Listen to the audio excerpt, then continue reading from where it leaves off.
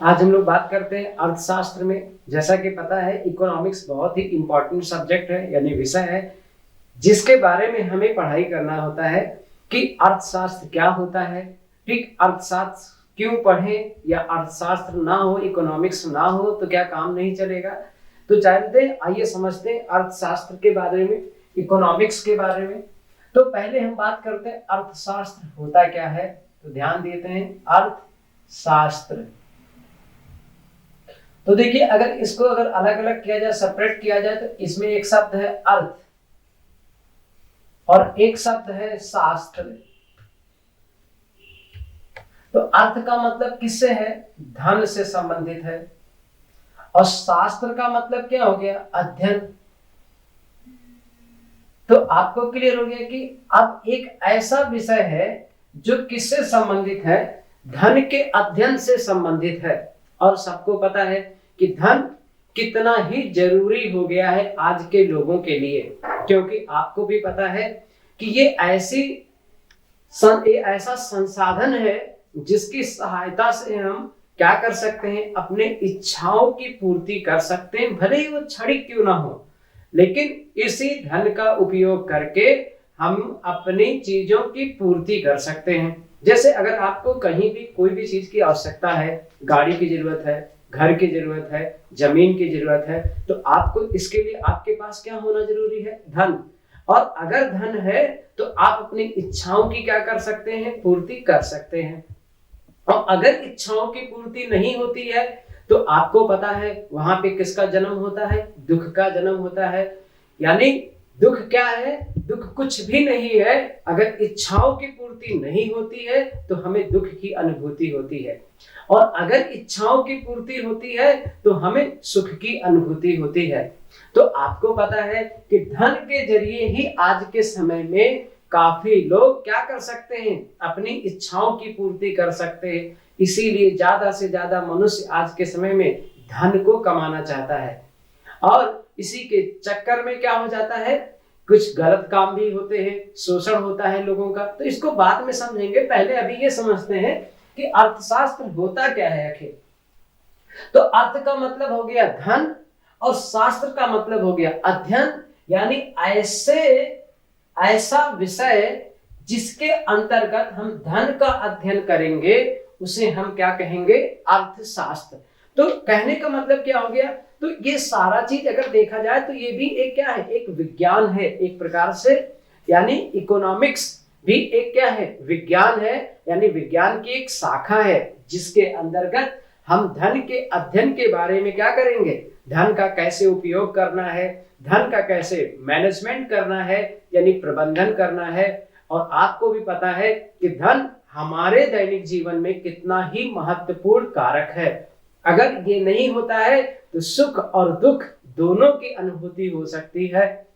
जब आपकी इच्छा की पूर्ति नहीं होगी तो आपको दुख की अनुभूति होगी, और जब आपकी इच्छा की पूर्ति होगी तो आपको सुख की अनुभूति होगी। तो यानी धन एक बहुत ही बड़ा क्या है?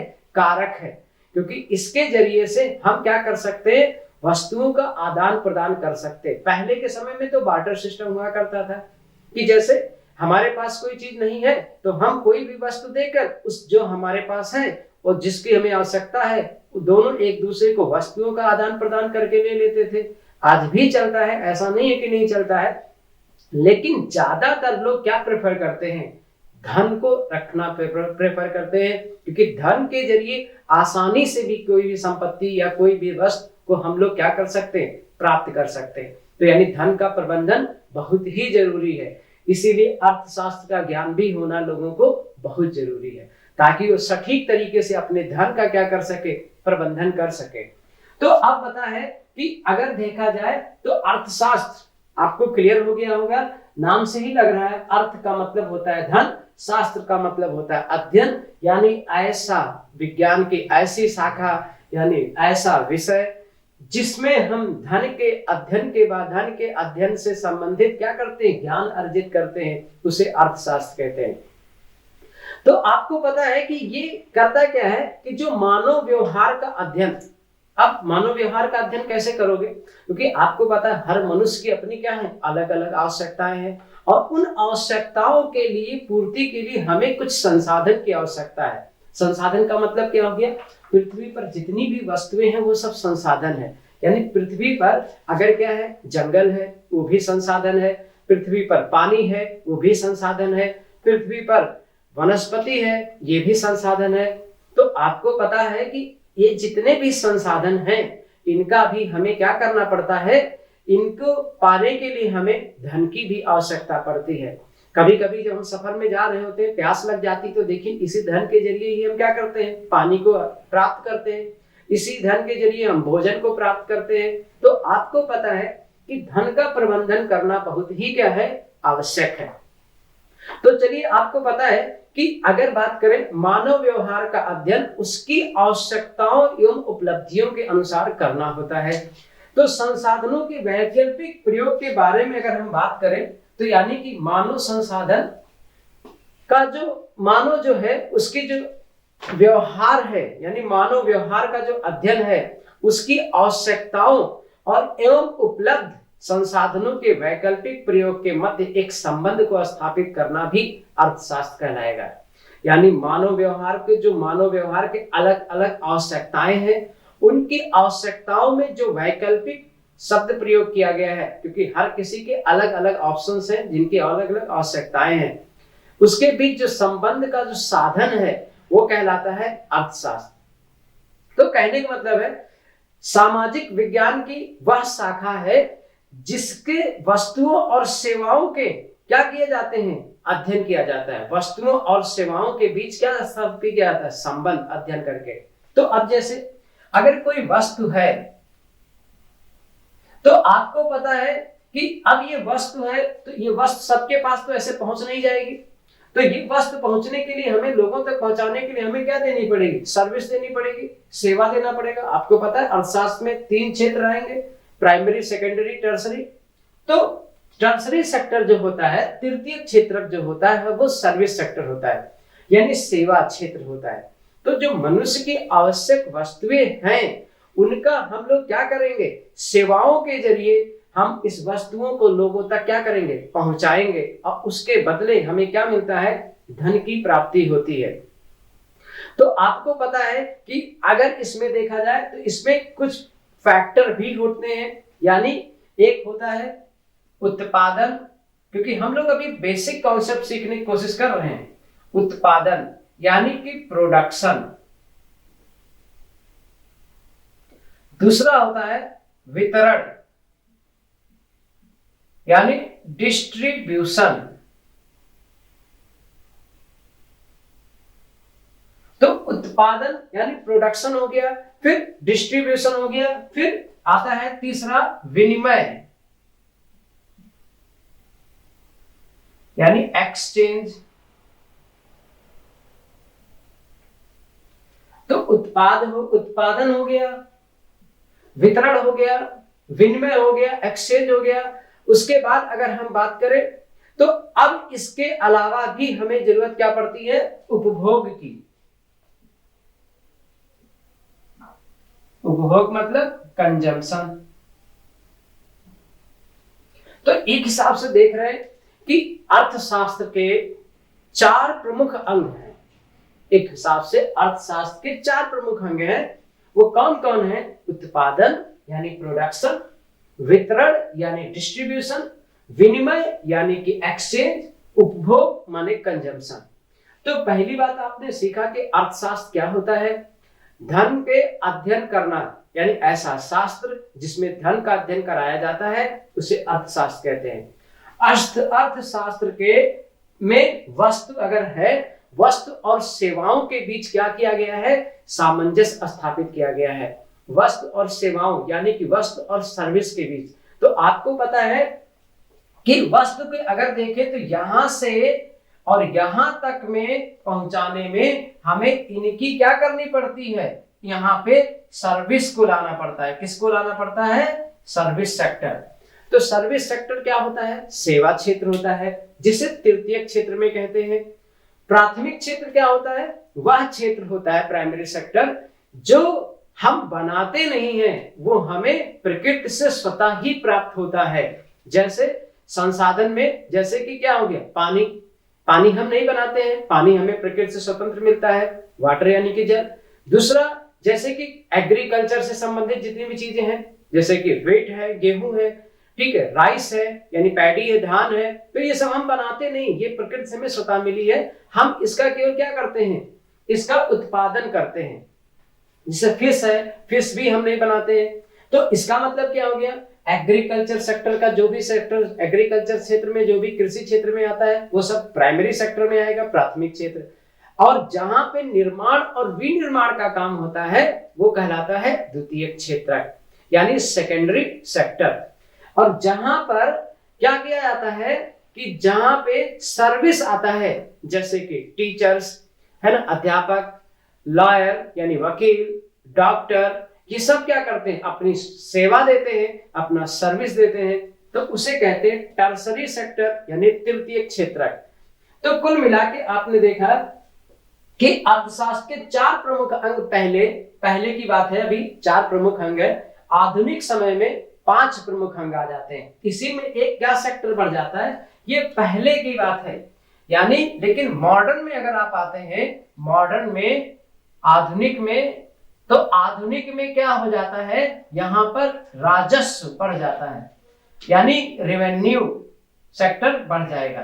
तो कहने का मतलब आपको पता चल गया कि उत्पादन को, टर्म को समझना जरूरी है, वितरण को समझना जरूरी है, और आपको किसकी जरूरत पड़ेगी, और आपको विनिमय को समझना जरूरी है, कंजम्पशन क्या होता है उसको समझना जरूरी है। तो आपको पता है उत्पादन कब होता है, प्रोडक्शन कब होता है, तो आपको पता है एक होता है मांग, एक होता है आपूर्ति। तो इन सब को हमको अच्छे से समझना है, इन सब वर्ड को अच्छे से डिस्क्राइब करेंगे हम। मांग क्या होता है, मूल्य क्या होता है, आपूर्ति क्या होती है, तो मूल्य यानी प्राइस, ठीक, उसके बाद मांग यानी डिमांड, आपूर्ति यानी कि सप्लाई, उसके बाद तो ऐसे कई टर्म आने हैं जिनको हमें क्या करने हैं, एक्सप्लेन, यानी मूल्य यानी कि प्राइस, फिर उसके बाद मांग यानी कि डिमांड, फिर आपूर्ति यानी कि सप्लाई। तो आपको पता है ये हमें कई चीजों पे क्या करनी है, बातें करनी है इन सब में, कि मांग क्या, मूल्य क्या होता है, मांग क्या होती है, आपूर्ति क्या होती है, ये सभी चीजों को हम लोग बारी बारी से एक एक करके समझेंगे। सबसे पहला बात आती है कि मूल्य क्या होता है या कैसे बनता है। तो सबसे पहला पॉइंट आता है कि मूल्य जो होता है वो वस्तु का बाजारी भाव है, यानी जो वस्तु होती है उसका बाजारी भाव, यानी कि बाजार में जो उसकी कीमत है वो कहलाता है मूल्य।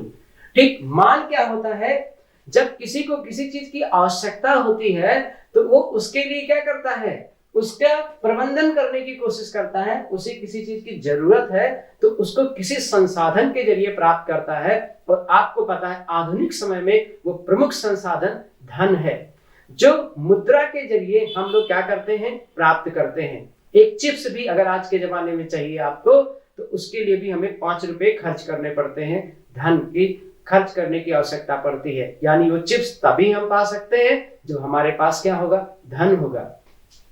आपूर्ति का मतलब क्या होता है कि मांग समझ में आ गया, आपूर्ति का मतलब समय, सप्लाई, यानी कि एक निश्चित अवधि में, माने कि एक ऐसा नियत समय होता है जहां पर उत्पादक या विक्रेता बाजार में बेचने के लिए क्या होते हैं, वस्तु को तैयार होते हैं, यानी सप्लाई। अब जैसे आपको पता है, आपने सब्जी मंडी देखा है, तो सब्जी मंडी क्या हो गया, बाजार हो गया। वहां पर उत्पादक भी हो सकता है या सेलर भी, यानी कि प्रोड्यूसर भी हो सकता है और सेलर भी हो सकता है। अब कुछ लोग होते हैं खुद ही अपने यहाँ सब्जियां उगाते हैं, उस सब्जी को ले जाके बेचते हैं, तो प्रोड्यूसर डायरेक्ट हो गया। कुछ लोग होता है उत्पादक से वो सब्जी उगाते नहीं है, लेकिन वो सब्जी ले आते हैं, खरीद के लेके आते हैं और फिर वो डायरेक्ट बेचने का काम करते हैं, खाली वो बेचने का काम करते हैं, तो यानी वो सेलर हो जाते हैं। तो अब वो क्या करेंगे, वो जो उत्पादक और जो क्या है विक्रेता, यानी कि प्रोड्यूसर और सेलर, वो क्या कर रहे हैं, अपने वस्तुओं को क्या करते हैं, बेचने के लिए तैयार होते हैं। उसे कहते हैं आपूर्ति। तो सप्लाई समझ में आ गया, तो आपको क्लियर हो गया होगा मूल्य का मतलब क्या होता है। तो मूल्य का मतलब आपको पता है बाजारी भाव है, किसी भी वस्तु का बाजार में क्या कीमत चल रही है उसे मूल्य कहते हैं। मांग क्या है, डिमांड आपको पता ही है कि मांग का मतलब हो गया जब भी हमें किसी चीज की क्या होती है, आवश्यकता होती है, तो हम उसे अपने जो महत्वपूर्ण संसाधन है, अब समय के अनुसार ये संसाधन की वैल्यू बढ़ती गई और घटती गई। किसी समय में वस्तु सबसे बड़ा संसाधन था, ऐसे करके इस समय में मुद्रा का सबसे बड़ा संसाधन माना गया कि उसके जरिए हम अपनी आवश्यकताओं की पूर्ति कर सकते हैं। यानी कि हमें जब किसी चीज की जरूरत होगी तो हम उसकी क्या करते हैं, आवश्यकता मांग करते हैं। तो आपको पता चल गया आवश्यकताओं की पूर्ति के लिए हमें जो भी चीज अपनाते हैं उसे मांग कहते हैं। आपूर्ति क्या होगी, सप्लाई एक नियत समय में जहां पर उत्पादक और विक्रेता अपने वस्तु को बेचने के लिए क्या होते हैं, तैयार होते हैं, उपस्थित होते हैं, उसे बाजार कहते हैं। बाजार में ये सब लोग होते हैं और उस जगह पर विक्रेता और उत्पादक दोनों वस्तु को बेचने के लिए तैयार होते हैं, वो आपूर्ति कहलाता है। तो आपने देखा प्रोडक्शन भी जरूरी है, उत्पादन जरूरी है। अब ये प्रोडक्शन कब बढ़ेगा, तो जाहिर सी बात है जब क्या बढ़ेगी, मांग बढ़ेगी। तो जाहिर अगर मांग बढ़ रही है तो इसका मतलब आपको पता चल गया प्रोडक्शन भी क्या होगा, बढ़ेगा। अब लेकिन अगर हमारे पास माल हो गया है तो उसका डिस्ट्रीब्यूशन भी तो करना पड़ेगा। डिस्ट्रीब्यूशन का मतलब क्या हो गया, वितरण। यानी कहने का मतलब क्या हो गया, अब हमें इसको डिस्ट्रीब्यूट कराने पड़ेंगे, यानी लोगों तक पहुंचाना पड़ेगा। उसके बाद विनिमय, एक्सचेंज। तो आपको पता है कि अब जैसे ये प्याज, मान लीजिए कोई प्याज का व्यापारी है, उसके पास प्याज है 10 किलो, तो वो कैसे एक्सचेंज करेगा लोगों से, तो आपको पता है वो वस्तु लेके भी कर सकता है, अनाज लेके कर सकता है ना, और वो मुद्रा लेके भी कर सकता है एक्सचेंज। लेकिन ज्यादातर मैंने क्या बताया, आधुनिक समय में ज्यादातर जो एक्सचेंज होता है वो मुद्रा यानी करेंसी यानी पैसे को यानी धन को देकर ही हम क्या करते हैं, उसको एक्सचेंज करते हैं। तो आपको पता है, याद रखिएगा ये सब अलग अलग चीजें रहेंगी, धन, ठीक है, पूंजी और करेंसी, ये सब अलग अलग यानी मुद्रा, धन, मुद्रा, पूंजी, ये सब अलग अलग टर्म है इकोनॉमिक्स में, जिन्हें हम अलग अलग चीजों को अच्छे से समझने की कोशिश करेंगे। अभी हम सिर्फ बेसिक पे हैं, इसलिए क्या क्या हमें जरूरत है उस पे हम ध्यान दे रहे हैं। तो एक्सचेंज समझ में आ गया होगा, हर कोई हर दिन करता है। एक छोटा बच्चा भी देखिए इकोनॉमिक्स में काम कर रहा है, एक्सचेंज का काम कर रहा है। घर से 5 रुपया पाया, जाके चिप्स खरीद लिया, तो वो भी क्या है, एक्सचेंज का काम है। कंजम्पशन, आपको पता उपभोग का मतलब क्या होता है, तो अब सब सामूहिक आवश्यकता या संतुष्टि के लिए है। अब आपको पता है अब ये संतुष्टि कैसे होती है। अब अगर आपका मन पिज्जा या बर्गर खाने को कह दे तो आपको यानी आवश्यकता है कि नहीं है किसी वस्तु की, और उसको खा के क्या मिलेगा, भाई आपका पिज्जा खाने का मन कर रहा था तो आप पिज्जा खा लेंगे तो आपको क्या मिलेगा, जाहिर सी बात है भूख मिटेगी। क्या भूख पिज्जा से मिटेगी, नहीं, भूख तो आपको पता है भोजन करने पड़ते हैं, दाल चावल रोटी सब्जी खा के मिलती है, तो पिज्जा से क्या मिलेगा, तो पिज्जा से संतुष्टि मिलेगी मन को बस। तो ध्यान रखिएगा, तो उपभोग क्या हो गया, उपभोग एक आत्म संतुष्टि है, समझ लीजिए कि जो लोगों की आवश्यकता होती है तो वो अपने धन से उसका क्या करते हैं, एक्सचेंज करके अपनी संतुष्टि को प्राप्त करते हैं। तो आपने क्या देखा, अर्थशास्त्र के 4 प्रमुख अंग, उत्पादन, वितरण, विनिमय, उपभोग। प्रोडक्शन तब होगा ज्यादा जब मांग बढ़ेगी, मांग तब बढ़ेगी ज्यादा जब मूल्य क्या होंगे, कम होंगे। तो जब सामान सस्ता है तो लोगों का मांग बढ़ जाता है, और जब मांग बढ़ जाता है तो प्रोडक्शन भी क्या कराना पड़ता है, बढ़ाना पड़ता है। तो अब जब प्रोडक्शन बढ़ जाता है तो वहां पर जन्म होता है डिस्ट्रीब्यूशन का, यानी कि वितरण नियम, कि कैसे लोगों तक पहुंचाया जाए। और लोगों तक जब पहुंचाएंगे तो क्या फ्री में, नहीं, हम एक्सचेंज करते हैं। आपको पता है प्याज का व्यापारी पहले प्याज का उत्पादन किया, क्योंकि देखा समाज में प्याज को सलाद के रूप में भी खाते हैं सब।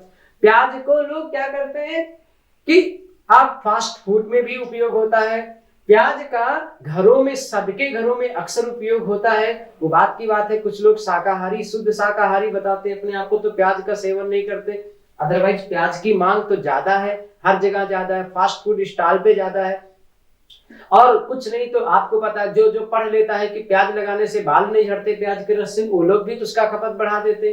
तो ऐसे तो प्याज का व्यापारी ने देखा कि प्याज लोगों को ज्यादा जरूरत है, यानी प्याज की मांग है, तो उसने प्याज का पहले उत्पादन किया और फिर उसने अपने खेत में, फील्ड में उत्पादन करके उसको क्या करेगा, डिस्ट्रीब्यूशन करेगा, यानी वितरण करेगा। तो उसके लिए क्या करेगा, उसके लिए आपको पता है ट्रक, ट्रॉली या इन सब की सहायता से, मजदूर की सहायता से वो कहां पहुंचाएगा, बाजार में, और वहां पे क्या होगा, एक्सचेंज हो रहा होगा। अब डिपेंड करता है कैसा वो क्षेत्र है, रूरल एरिया है, ग्रामीण क्षेत्र है, तो वही अनाज के बदले वो प्याज दे देगा।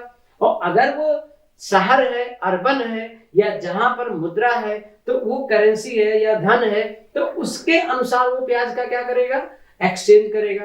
तो विनिमय भी बहुत ही इंपॉर्टेंट फैक्ट है, अदला बदली जिसे कहते हैं। उसके बाद उपभोग की बात आती है। क्या होगा अगर प्याज ना खाए तो कोई नहीं जी पाएगा क्या, जिएगा। ऐसा नहीं है कि नहीं जिएगा, सलाद नहीं खाएगा तो क्या मर जाएगा, जिएगा, लेकिन उसको संतुष्टि नहीं मिलती है। तो आत्म संतुष्टि भी एक प्रकार का उपभोग ही है। उपभोग का मतलब कंजम्पशन, कंजम्पशन का कंजम्पशन, इसका मतलब क्या हो गया कि वो मनुष्य प्याज की आवश्यकता है, यानी समूह को प्याज की आवश्यकता है, और वो सामूहिक संतुष्टि है, व्यक्तिगत संतुष्टि है। अगर किसी को मन कर देता है ये खाना है, तो अगर वो नहीं मिलेगा तो मर नहीं जाएगा, लेकिन उसको असंतुष्ट रहता है, बेचैन फील होता है, रेस्टलेस महसूस होता है। तो आप मानी कि व्यक्तिगत संतुष्टि, सामूहिक संतुष्टि ही क्या कहलाता है, उपभोग। तो आपने देखा अर्थशास्त्र के 4 प्रमुख अंग कौन कौन से हैं, उत्पादन, प्रोडक्शन, फिर डिस्ट्रीब्यूशन यानी वितरण, फिर एक्सचेंज यानी कि विनिमय, फिर उसके बाद आखिरी फैक्टर कौन सा होता है, उपभोग यानी कंजम्पशन। तो उसके बाद आता है आधुनिक समय में बात करें तो आधुनिक समय में 5 अंग हैं अर्थशास्त्र के। कौन कौन से हैं 5 अंग, ये 4 तो है ही हैं, लेकिन एक रेवेन्यू सेक्टर बढ़ जाता है, यानी राजस्व बढ़ जाता है। तो राजस्व के अंतर्गत क्या चीजें आती हैं, लोक व्यय यानी लोगों के खर्चे, लोक आय लोगों की आय, या फिर लोक ऋण यानी वित्तीय प्रशासन आदि से संबंधित समस्याओं का अध्ययन किया जाता है। तो राजस्व का मतलब क्या हो गया, पब्लिक फाइनेंस, यानी कि पब्लिक फाइनेंस में क्या किया जाता है, लोक आय, लोक व्यय, लोक ऋण यानी लोगों की इनकम यानी लोगों की आय, कितने धन कमा रहे हैं, लोगों का व्यय यानी कितना धन लोग खर्च करते हैं, फिर उसके बाद आता है आय व्यय, लोगों का ऋण, कितने लोगों को जरूरत है। अब मान लीजिए आपको पैसों की जरूरत है और बैंक की सुविधा ही ना हो कि आपको ऋण प्रोवाइड होगा, सरकार की तरफ से सुविधा ही ना हो, तो आपका काम रुका रुका रह जाएगा, आप उसमें कंपटीशन नहीं बढ़ पाएगा, आपका काम नहीं पूरा हो पाएगा। तो लोक ऋण भी बहुत जरूरी है। इन सब के बारे में जो अध्ययन कहलाएगा वो पब्लिक फाइनेंस यानी राजस्व विभाग हो जाएगा, राजस्व अध्ययन कहलाएगा। तो आपने देखा कि वर्तमान समय में, आधुनिक समय में अर्थशास्त्र के 5 अंग हैं, प्रोडक्शन, फिर डिस्ट्रीब्यूशन, फिर एक्सचेंज, और फिर आखिरी आता है कंजम्पशन, और आधुनिक समय का आखिरी आएगा राजस्व यानी कि पब्लिक फाइनेंस। तो अब आपको पता चल गया बेसिक कॉन्सेप्ट में, और इसी के बाद हम लोग इसके आगे की बात हम लोग नेक्स्ट वीडियो में करेंगे, नहीं तो काफी वीडियो लंबा हो जाएगा। बेसिक कॉन्सेप्ट को 2-3 पार्ट में थोड़ा थोड़ा करके समझने की कोशिश करेंगे। That's all.